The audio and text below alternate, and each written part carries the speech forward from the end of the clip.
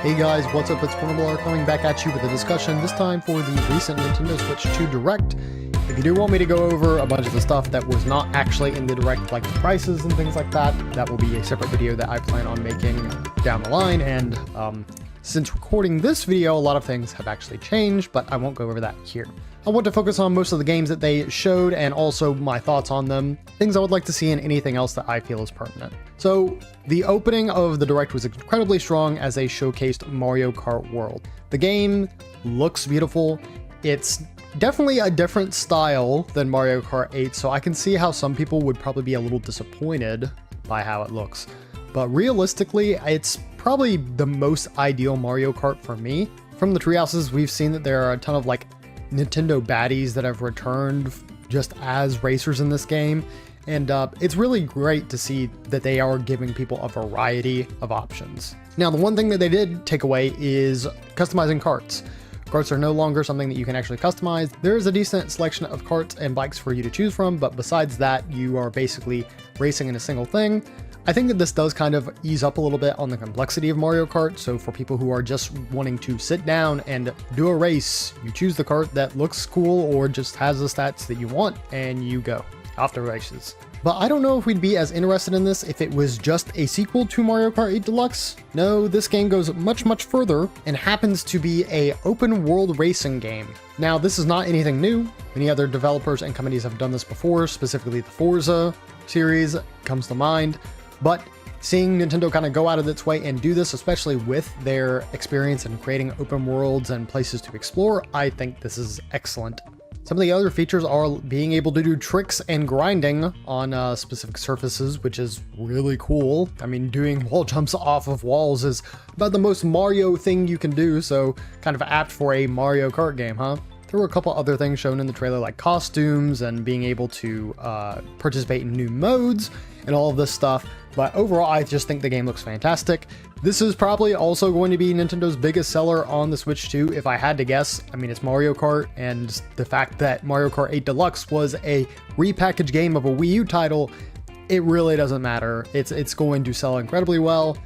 But of course, if you're worried about the price, we'll get to that in another video. Something I also would like to go over is that this is a discussion video. I'm going to try and go in order, but not everything I mentioned will be in a specific order, and I'm going to consolidate a lot of things. But next up, we do have the C button. Was fully revealed and shown to be the game chat feature. I am satisfied with this. I think it is nice that we do have something built in for the console that allows you to chat and screen share and be able to have a social interaction with other people and not have to go through another means like Discord or what have you. Is this completely outdated compared to modern technology? Absolutely. If you stared at the screen share part even for just a couple seconds, then yeah, you would see that that was probably less than 15 frames or at around it. But overall, I just think it is a very useful feature to have built into the console. And I mean, lower income households, if they can't afford a bunch of smartphones or a computer for, you know, their kid to properly chat with people, then I do think that this is something that they're going to use. The other thing I will throw in here is the camera accessory. I think it's fine and cool. This seems like a Nintendo thing to do. It gives functionality within the game chat feature and also being able to use it for other games. How many games? I'm not really certain, but I think that they'll have something to do with it. Next, I would like to move on to the console overview. I am not going to talk about every little thing like the dimensions and stuff. That doesn't really matter to me too much. And especially because a lot of the features are things that, you know, Nintendo is catching up on. Larger joysticks, being able to get like proper surround sound, things like that. I mean, this is something that I guess for a handheld is a little bit new, but it's not particularly new when it comes to the entire gaming ecosystem. A couple of the things that I would like to actually mention though are the 120 FPS 4K options. Let me be clear though and say the 4K and 120 FPS is not, you know, both in one. It is just that the Switch is capable of 120 FPS. It is also capable of 4K, but the 4K is usually going to be at 60 FPS. The other thing that is worth mentioning is that the data storage for it has been increased to 256 gigabytes. I mean, I can't say that this isn't better than what we currently have with the Nintendo Switch, but because games are getting bigger and bigger, it will probably get filled within about a year, and then you'll just have to get a micro SD card. Hopefully they support up to a terabyte, because that would really help and kind of prevent you to have to uninstall and reinstall games. This was also their kind of official showcase of the mouse controls. I don't know how much I want to go into these either, because this was something we knew about even prior to the January announcement of the Nintendo Switch 2. But it is cool to see, and I am glad that there are going to be a bunch of titles that are supporting the functionality, and I do think that there could be a lot of fun to have with it in unique experiences, as we will talk on later. And the next thing that is related to the console that I decided I wanted to fit in here was the game share functionality. So this basically allows you to play games as if you were playing them on like DS or 3DS back in the day with DS Download Play. This is a simple feature, but I mean, it really does help. It prevents a group from having to buy an entire game, and it allows you to kind of have your own experience when you're playing, and you're not having to crowd around like a single TV or something. You can all kind of be leisurely kicking back. It being limited to some titles is a little bit disappointing, but I mean, it makes sense, because if this is something that they are retroactively adding to these games, then I guess that's just how it's going to have to be. Overall, again, a very good feature, especially because it just means that, again, one person will need to have the game and then everyone can still play. Then next up, we have the Nintendo Switch 2 Welcome Tour. And this is an incredibly divisive thing, especially because of all of the people who have been commenting on my most recent video. I appreciate you all for the engagement, that's for sure. But people have been very civil. I appreciate it. And of course, just in general, I entirely agree with everybody who's talking about this and saying that this does not deserve to be worth more than like $10 or so. And if we're going to be completely critical, I don't think it deserves to cost any money. This should be included with the console, especially with the naming convention that they went with. I honestly think if they did not name it Welcome Tour, that they could have spun it in a different way and made it a paid title. But the fact that you are pitching this as an introduction to the system, and then at the very end of the trailer say that this is a paid title, I don't think anybody is going to be excited for it. It's probably the biggest deflating thing they could have possibly have done. But I will say, in particular for the Direct, this was just the biggest question mark over all of our heads. But in any case, the game looks fine enough. I just don't expect people to really be shelling out the money for it, especially if it's more than something like $5. But another game we were shown is Drag X Drive, which is meant to be used with the new mouse controls. It seems very weird to play. Until I were to have the Joy-Con 2 controllers in my hand, I don't know how I would get used to this control scheme, but it does make enough sense that I think that you could reasonably get used to it. I think the gameplay they showed off was solid enough, and that the visual of the game is pretty distinct. It doesn't look like a whole lot of stuff that Nintendo has right now, and especially in terms of like the type of game, it's not, I don't think there's anything else like this on the market. I will say, looks a little basic though. To me, this gives Welcome Tour vibes, where it's almost a title that if you do get it, it shouldn't be more than 10 to 20 bucks. Unless this is featuring a full campaign mode or has 10 different modes for you to play within the game, then it's just not something that I think will keep people's attention for very long. And maybe the dedicated people will stick around with it, but I would not pay $60 for it. Nintendo getting experimental and creating new IPs, I am all for it, especially with ARMS. You know, that's a game that didn't really pan over, probably as they intended, but it was still fun, and I wish that they had did more with it, but they didn't. And I kind of worry that it will be the same thing with this, but it is what it is, and again, I'm just glad to see more games. So the next game I want to go over is Hyrule Warriors Age of Imprisonment, and I probably have the least to say about this game because I just do not care for the Musou series. I played the original Hyrule Warriors and I just could not get into it. And this was the original release on the Wii U before it got all of its content updates and things like that. Maybe if in the future I get the game for free or am borrowing it for somebody, I might get more into the gameplay loop, but there was so much about it that I just really didn't care for. And I wasn't going to chase the achievements or anything in the game. It wasn't something that I was having enough fun with that I wanted to stick with it for another 20 to 30 hours or something like that. I think that the basis of the game and the setting being the past of Tears of the Kingdom, being this upcoming war of the sages versus Ganon, is going to be cool, and I think narratively it'll be nice, but the rest of it, I'm sorry, I couldn't really tell you anymore and can't be more honest with you than saying it looks fine. But moving on, I also want to talk about Switch 2 Edition games. This was something I already kind of went over in a previous video, so I don't want to go over the entire topic, but there is a list of free games that you will be getting. Some big hitters like Super Mario Odyssey, Legend of Zelda Echoes of Wisdom, and Pokemon Scarlet and Violet are games that will just be getting performance upgrades and things like that. It's all really good to hear because the last thing you want to be told is that you have to pay more money for a game, especially when it isn't including any extra content. But that is exactly what Nintendo Switch 2 Edition games are pretty much showing. So stuff like Kirby and the Forgotten Land is getting a brand new DLC expansion, allowing you to play extra levels and of course having that boost in performance. Mario Party Jamboree is getting 3 new modes and is getting more mini games to choose from, those that will be including the camera, the microphone, and the new mouse controls. And in the case of their upcoming releases, they are basically about the same as some of the others. They're just performance enhancements, making sure that you're having a more smooth time playing, like in Pokemon Legends ZA. And in Metroid Prime 4's case, you can get 4K 60 FPS and also get 1080 HD 120 FPS. If you do want to get them, they will be an upcharge. I think that we don't really have the numbers on all of them as of yet, like super concrete. Their prices being thrown around, but again, that's a whole topic for another day. But I have to imagine if it's just for performance upgrades, you're probably going to be spending $10 extra for the Nintendo Switch 2 Edition. And if it's coming with extra DLC, stuff like that, more content, $80 is a whole nother conversation. Moving on from that, we have the NSO GameCube finally being announced. I'm sure this was something that they had in the works for a very long time, but maybe it just wasn't panning over like they wanted to on the original Switch hardware, and so they delayed it to the Nintendo Switch 2.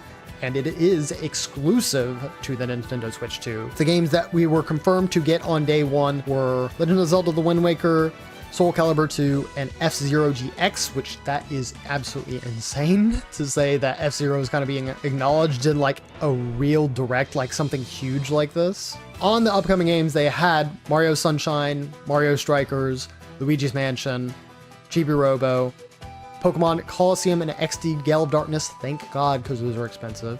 And even moving on past that, Fire Emblem Path of Radiance, another hugely expensive game that just deserves a re-release. So really, they're doing the next best thing and saying, hey, you can play this on Nintendo Switch 2. And I just wanted to tack this on alongside the other previous NSO consoles. They will be making a compatible Nintendo GameCube controller specifically for Nintendo Switch Online members able to purchase, and it's a wireless controller. This is probably the one controller I will get from this service. The GameCube controller in general is just very nostalgic for me, but it is also a decent controller, and if you're going to play GameCube games on the NSO with it, I feel like it's going to be good. So I don't mind shelling out a little bit for this. If it's going to be something like $100, I don't know, but 70 or 80, I can probably make do with that. And so I really just want to consolidate all the third parties into one big congealed mess. There is a ton of games that were announced here. And of course, the very obvious one that we can lead with is Elden Ring. Game of the Year contender for 2 years is a huge thing to be getting on the Nintendo Switch 2. And then we have Hades 2 being mentioned for Nintendo Switch 2. Street Fighter 6 is a game that will be coming out the day of and has the additional DLC included and packed in, and is also including new amiibo. I believe this is of Luke, Jamie, and Kimberly. And these amiibo look good. I don't know that they're fantastic, but these are probably also early production copies, so, you know, when we get them on our hands, they may look a little better. They also have included amiibo cards. Not super interested in that, but again, just more merchandise for their game. There are other big games that are coming, like Hogwarts Legacy and a 007 game being announced, and then you have Cyberpunk 2077, which, according to people at the show floor, has actually run pretty decently and is also completely on the cart.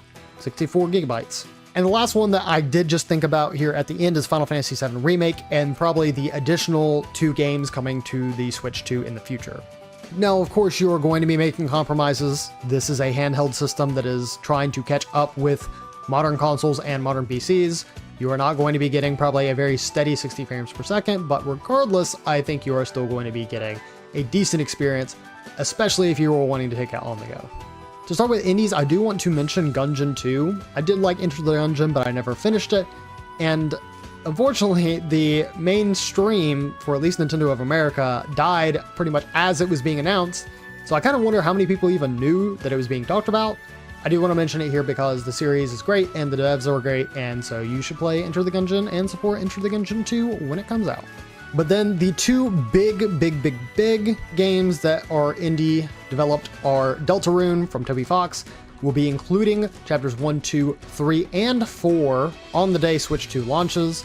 Now, again, this is probably also going to be on other consoles and on PC and stuff like that, but regardless, it is great that we have a date for these things now, since I know people were waiting years for this. And speaking of a game that people were waiting a long time for, Silksong did get shown for a 2025 release. I still don't know how optimistic I am about this. Team Cherry has pushed this back several times, and there's nothing to say that they can't do it again. I think if they are doing this, they are confident enough that they can get it out by the end of the year. And of course, I played Hollow Knight, so I would love to play Silksong, but I'm not so enamored with the game that I am also like, oh yes, it's definitely going to come this year. I'm being a little realistic and saying, I'm glad it's here. I'm going to wait until it's in my hands before I make any other judgments, right? There are several other third-party titles that were shown, but the one that I would like to go over and I have omitted is specifically Bravely Default Flying Fairy HD Remaster. I encourage any JRPG enthusiast to play this game because it is absolutely incredible. I personally would say that this is the precursor to Octopath Traveler system. It has a very similar battle system and is just very solid all around. This, for me, despairingly, will be a game key card, which Double, unfortunately, has been spread around as misinformation. People saying that, you know, you buy a physical game and it's not actually going to be a physical game, so this is going to be true of Mario Kart and Donkey Kong and all these other games, which is not true. Just saying that now. But yes, Bravely Default in particular is one of those, and I believe Street Fighter 6 is one of those as well. It is a little disappointing to be buying something that is supposed to be physical, but really you're just getting a cart with a name of the game on it, and then you insert it, and then you have to download everything after the fact. This doesn't make me particularly happy, but I do love Bravely Default, and I will want to support it when it releases day one on the Switch 2. And for the real final third-party discussion, it would be insane if I didn't at least talk about the Dustbloods. I've never played a From Software game. I have several of them in my game library and backlog that I should eventually play. And of course, a lot of people are really excited because this seems like a spiritual successor to Bloodborne, which was supposed to be a Sony IP, but I guess just never really panned out. And the big thing for me is that this is a Switch 2 exclusive game. From Software is not a small development team. You know, in the early days, they were making games for like several different developers, so it's not like they've ever been tied to one company or had an allegiance, but for the past several years, they just have been making games on modern consoles and PC just because they're going bigger each time, and Nintendo Switch can't really do that. So when we were finally seeing the Dark Souls games on the regular Switch, it was nice to kind of see that. But now, we're getting something completely new and different, so all I can say is I'm impressed. Then we are approaching what are my final two topics for this video, which one of them is my pretty much most anticipated game of this year now, Kirby Air Riders. This game means so much to me. Kirby as a franchise is probably one of the most special series to me within Nintendo. And Kirby Air Ride was one of the first console games that I really have a vivid memory of playing and super duper enjoying. And then, you know, from there it just kind of spiraled. If you watch my reaction, it took me a while for me to actually recognize that it was Kirby Air Riders. I'm sure a lot of people got it as soon as they saw the boosters, but for me, in my head, I thought that this was an impossibility. It never even crossed my mind that Kirby Air Ride could get a sequel, much less that it was directed by the previous director, Masahiro Sakurai. Sakurai being Kirby's essential father and returning to the series in this way is so poetic, and it's something that I still don't know that I've gotten over. If this is something that has like super solid multiplayer, has kind of enhanced the city trial experience, and has done a little bit more with the racing to make things a little bit more, how you say, complex. I don't know, I have super high hopes from this game because obviously I trust Sakurai, I trusted him with Smash, and I've trusted him in the past.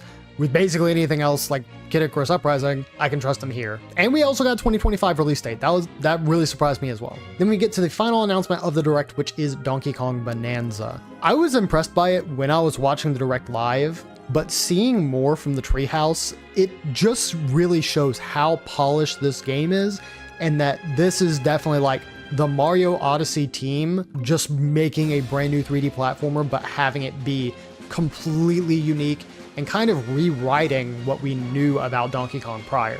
There are still some rare isms within this, you know, there kind of weird objects with eyes. There's a whole lot of personality in the characters. But besides that, DK has been completely redesigned. You know, he has actually wearing clothes now and is super, super duper expressive. Not saying that the Donkey Kong before couldn't be expressive, but they're definitely leaning in on making him a more appealing character. And then also just the idea of the game in general, something that's super destructible, just the entire terrain, you being able to punch and plow through, is not something we've seen as of late. People have mentioned Red Faction, which I've never played before, but it is worth mentioning that having a game that is fully destructible is just something that is not done very frequently because it takes a huge physics engine and you have to basically consider a whole lot of different combinations and interactions in the world. It looks amazing, and I probably will also be getting this day one. The movement looks incredible. I mentioned a little bit before, but the characters and storytelling look like it's going to be super, super charming. And overall, I just have like a ton of hopes for this game because it's been a while since DK's gotten a big game. You know, Tropical Freeze was really that last one where he was the main star of the show, and I'm glad that he's back. But I believe that wraps up most of my thoughts on the Switch 2 presentation. Overall, again, if I were to give this a critical rating, it probably would have hit a 10 out of 10 had we not got the announcement that the Nintendo Switch 2 Welcome Tour was going to be paid.